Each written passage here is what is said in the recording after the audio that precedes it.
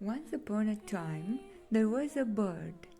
He was adorned with two perfect wings and with glossy, colorful, marvelous feathers. One day, a woman saw this bird and fell in love with him. She invited the bird to fly with her, and the two traveled across the sky in perfect harmony.